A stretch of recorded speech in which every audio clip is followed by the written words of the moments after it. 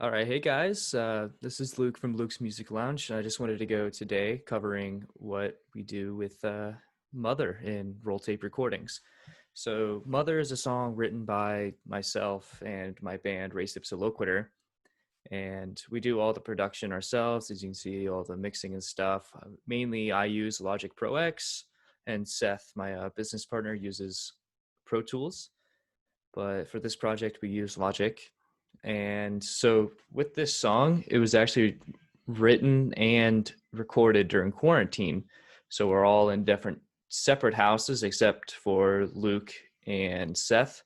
They're brothers. They live together with their family.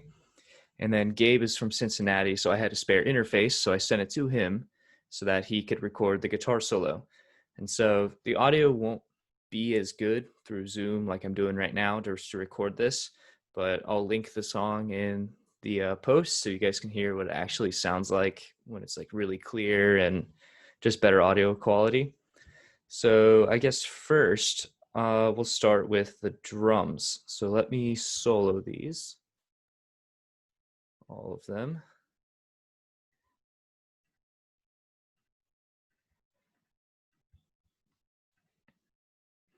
I will leave these percussions later. So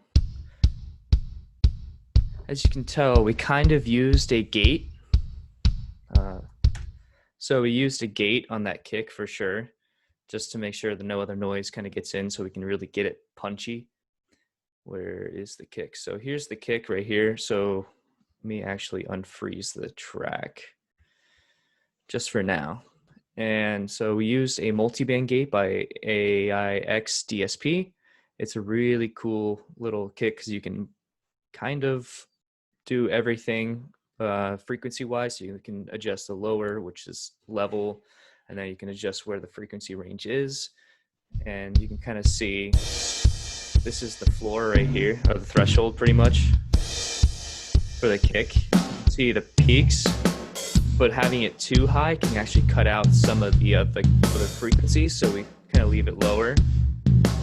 And then so we actually have a sample kick to kind of help clean everything up, and we got a system overload. That's why I freeze everything, because the plugin actually uses a lot of pretty much data, and you can tell it kind of takes forever to freeze. But kind of going, I guess I can't really do anything else, but we use the same gate on pretty much everything except for the samples. And then everything else is just EQ. And then with the drums, we have different bus tracks. So for this one, I have a bus track where all the drums feed into, where it's compressed really high so that all the levels are the same. It just kind of, it's parallel compression. And then I have one just for the kick and just for the snare. So I can actually get those really pronounced, so you can hear the 1, 2, 1, 2, 1, 2. Yeah, this is taking forever to freeze, but I also group them all together. So instead of using automation first, I kind of get the levels, and then I can adjust it lower once I start getting everything ready for mastering. And then I can go to automation if something's off, like a kick is kind of too low in the mix because it just didn't register in the mic or something like that. And then we have our overhead mics, of course, and the toms are really gated because they tend to pick up a lot more stuff around the track. And you can tell with some of the panning, I kind of have it with the drummer's eye view. So the snare, Seth is a right-handed drummer, so the snare's on the left side. And so I have the panned over to the left side a little bit more. And then the hi-hat's a little further to the left of the snare. So I kind of put that over there. And then with the toms, I kind of have it just kind of going across like that. And then overhead left and right, of course, are just all the way over there. And once it's done freezing here, I'll kind of show you some like the other things in here. Like, I guess I can kind of show them. So with the claps, I had to compress them so they could get louder volume and more consistent. And then we have some percussion, like a shaker and a tambourine, which kind of add a little bit more element to the percussion, which kind of fills in the gaps a little bit more, which is really cool that Seth had that idea to do that. So I can actually add those so you can kind of hear. So we'll skip to the chorus.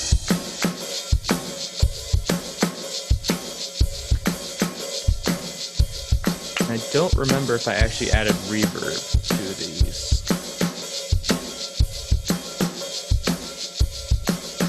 I did not. I actually added reverb to the overall master track. I'm just double checking that. Actually, no, I did add some kit reverb here, but I did add some reverb to the master track. So with that out of the way, we're gonna get into the guitars. So let me this is actually quicker if I do this.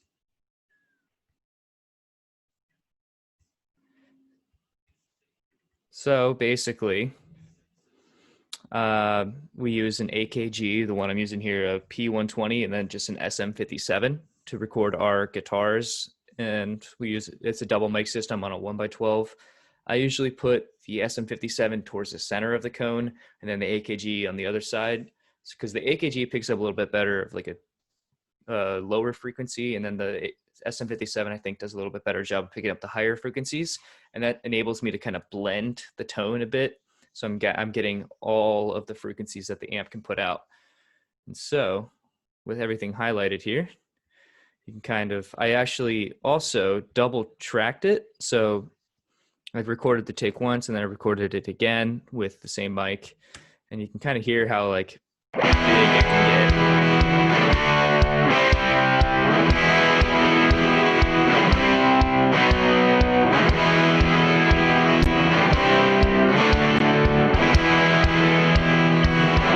Still getting some kick. The word.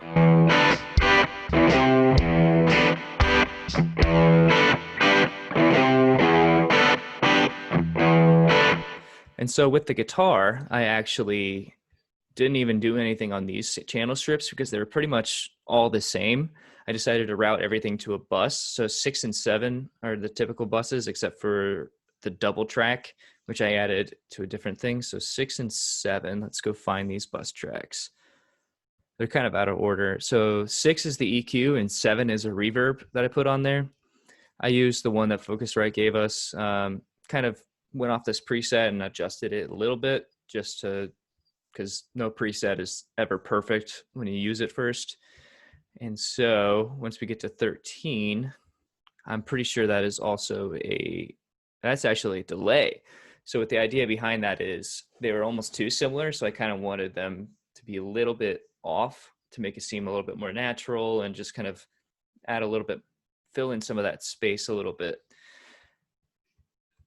And pretty much that's all I did with the guitar, except for just keeping them left and right. So let's see what I actually did there. So I'm on the left. Actually, I recorded all the rhythm guitar. I had Gabe record the solo. So typically it would be, I would be on one side and Gabe would be on the other. And so the main track is all the way to the left, and then the double track is kind of not all the way to the left. Just kind of add a little bit more of a band there. And I overall, I think they all turned out pretty well. And then we're going to actually get into the solo. So Gabe didn't quite understand what I gave him, like instructions wise on how to record it. Well, he did it right. It's just, he didn't send me the right thing. So this is actually both mics that he had. So he just had some like 2 SM58s that he recorded, center cone, and then outside of the cone on the amp. I think it sounded really cool. So he sent me 2 takes.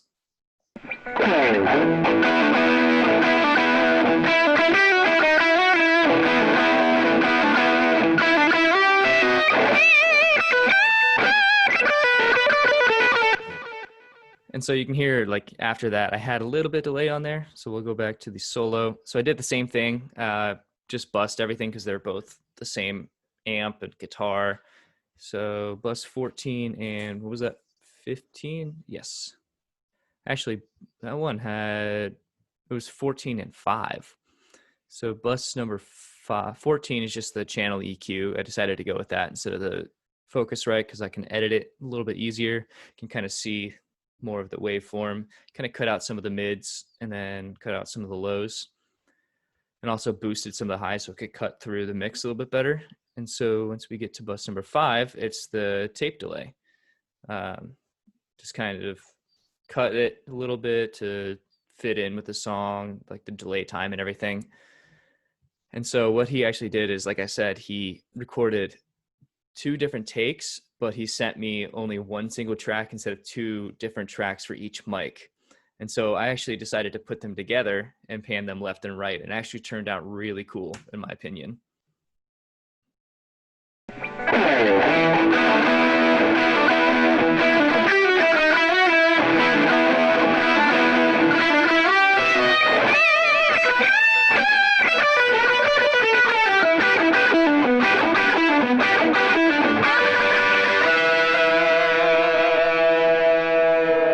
And here you can kind of tell there's like where it comes to be different. So one has a little dive on the tremolo arm, and then one is just like feedback. I'll play it out of the mix and then with the mix, so you can kind of hear it.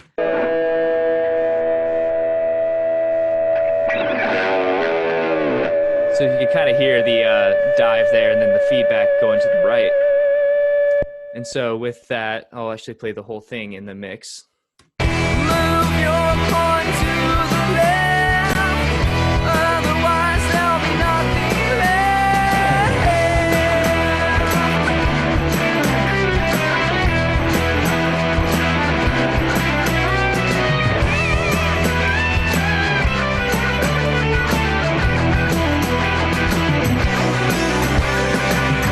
Trying my best to do my part. Here comes the dive bomb. 1 pawn, 2 kings, 6 feet apart. Into the right here. So that was pretty cool. About just kind of, I told Gabe, I was like, wait, you didn't send me that. And then I texted him like 5 minutes later. It's like, you don't need to do that. I found something cool. And he's like, oh, okay. And so I guess we'll go into the bass next. So Luke, of course, was not near me. So Seth actually, since we're a business partner, he actually had everything that he had to record home with him. So we basically did a DI from the amp and then a microphone from the amp, and we blended the tones a bit. So let me actually pull those up. And all I really did is like a channel EQ, because it actually sounded good on its own. And I guess, what did I do with 15?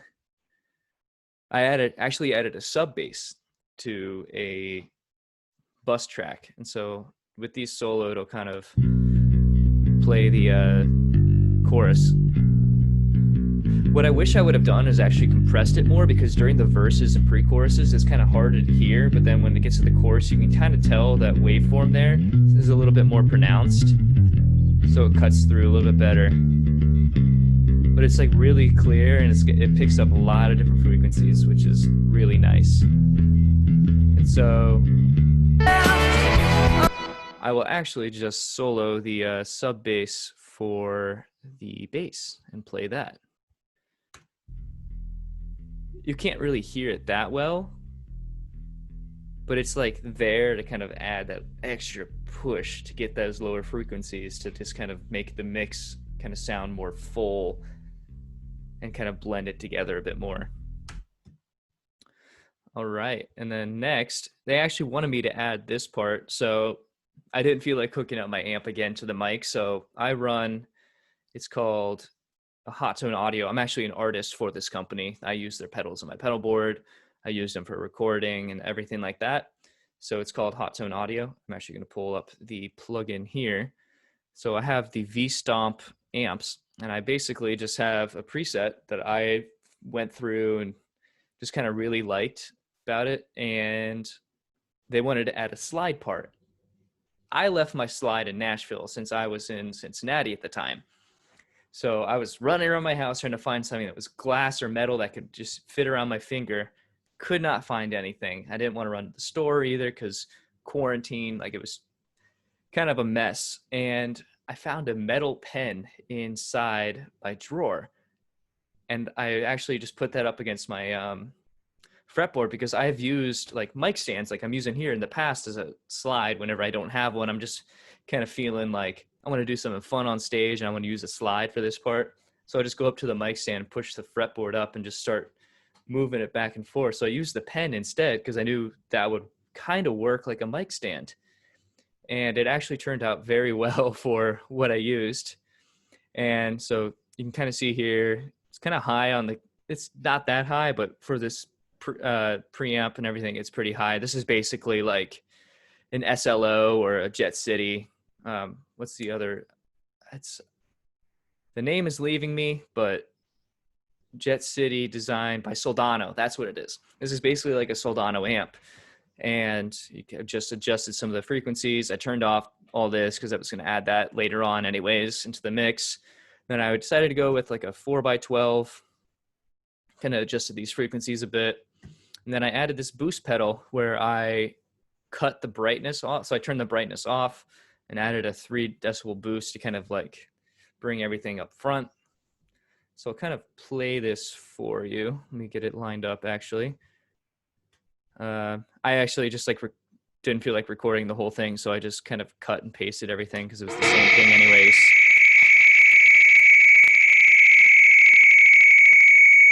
Oh, okay. For some reason, I forgot about that. So that I'm using a mic, and let me actually just turn off the input for this. No input. So that way I can't cause feedback.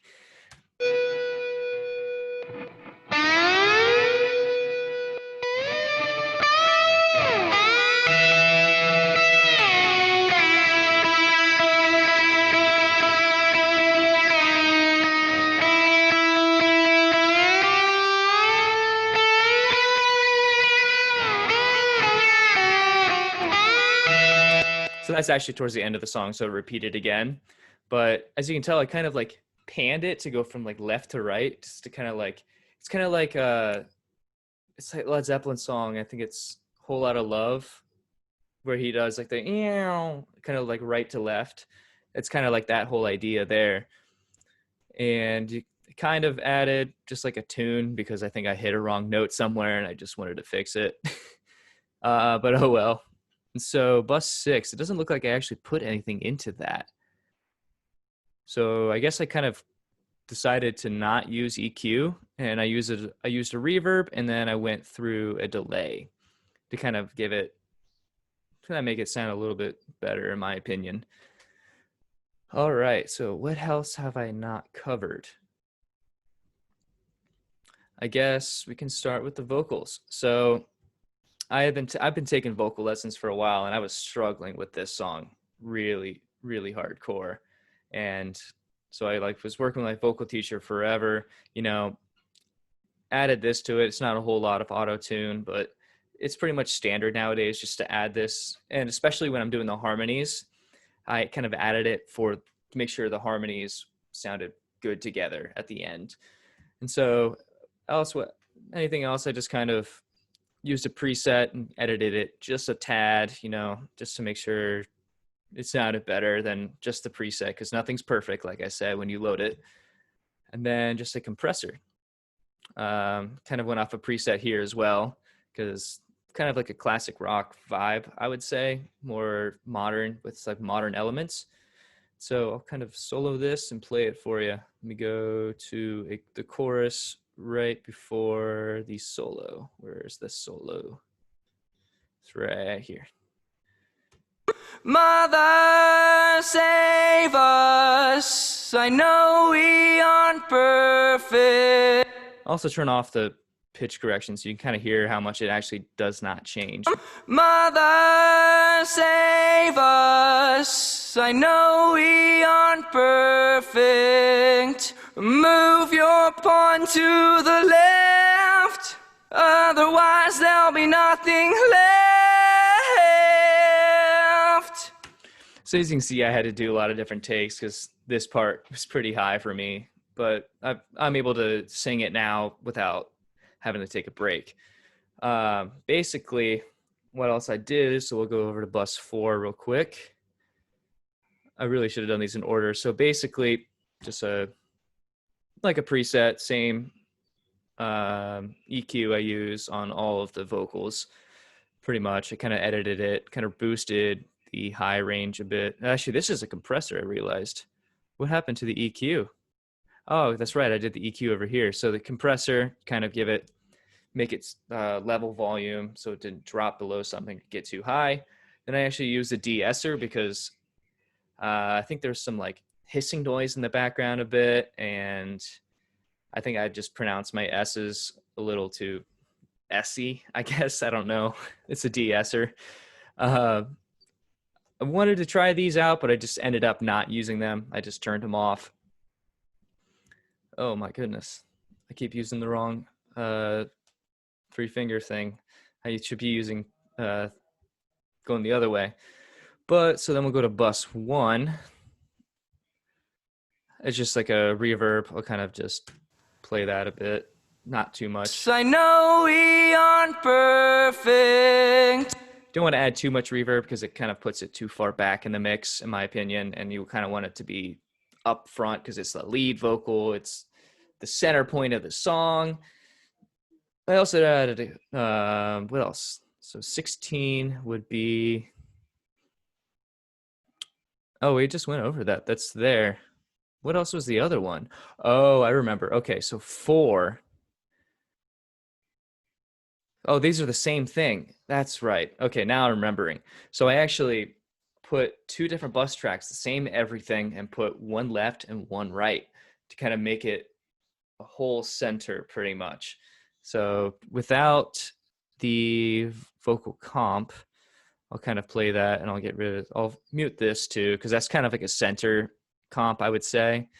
So We to do stuck kind of on just sounds the there, but not like fully there. You know, like you're not committed to something completely.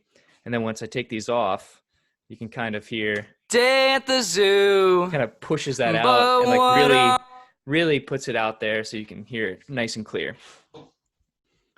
So pretty much after that, it's the harmonies. So I actually did not use that. So that track. So here's the harmonies.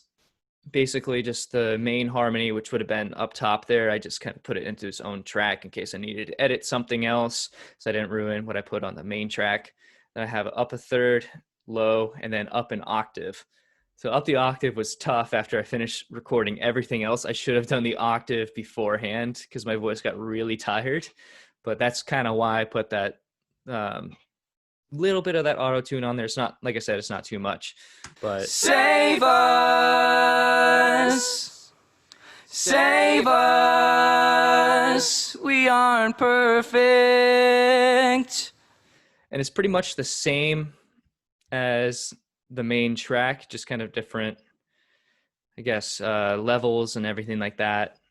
Yeah, you can see I kind of put the main, like the center harmony, like the normal range, I would say, up higher than the third lower, because whenever I sing higher in a belt, it's literally about a lot louder. I was about to say like some specific fact, but really don't know. I just remember recording for somebody's audio project, backup vocals. Everyone else was like this far from the mic, like, you know, like they hang loose. I was like all the way in the back of the wall away from the mic because I sing really loud. And then the low, I got really close to the mic because I wanted it to come through. And then the octave, I had to get really close too, but I probably should have stayed back more. But I've kind of made do with what I had. Save us. I'll kind of play this in the whole mix too. Save us. We aren't perfect. Mother, save us. We aren't always perfect. Save us. Save us. I almost forgot. I added these little riffs in here. So these were kind of fun to record. I wanted to like make the beginning and ending kind of sound different than the rest of the song. So I just did a lot of like octave things and kind of just going up and down the fretboard, hitting 2 strings only. Kind of like Ain't Talking About Love, the Van Halen solo. Rest in peace, Eddie Van Halen. He's a legend. I'm actually wearing his shirt today in respect for him. Just kind of did that because that's a song I actually loved to play, and the solo was a lot of fun to learn. So kind of emulated that a bit here.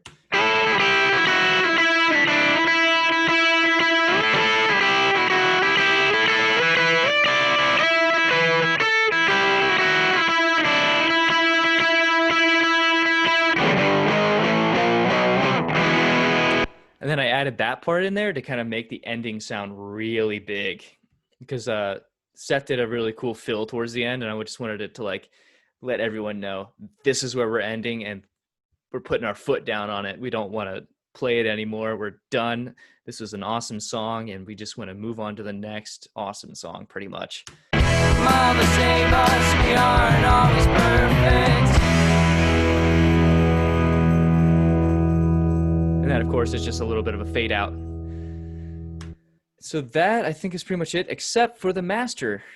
So with mastering, I used this thing.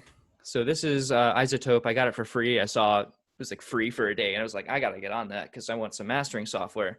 So I used their mastering assistant. You can see like they can do like a AI type thing, which I find is pretty cool, but it doesn't make everything perfect.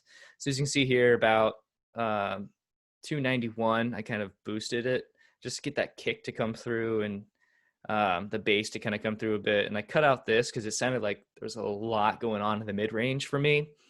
And so that kind of cleaned it up a bit, and then boosted this just like your typical swoop. And then did I do anything here? I did not. And I actually raised the ceiling a bit, and that's pretty much all I did there. I didn't do too much to make it perfect. And then I also added a saturation knob. So I kept it low and just try to keep it low from activating. Otherwise there'll be nothing left. It kind of just makes everything kind of blend together a bit more. So like Now here it is on, we're inside on a rainy and here it is off. day. Mother's So it kind of added a little bit of element to it. Then of course I used the Space Designer, and actually I just figured out today that one of my plugins is not working. It's called the loudness penalty.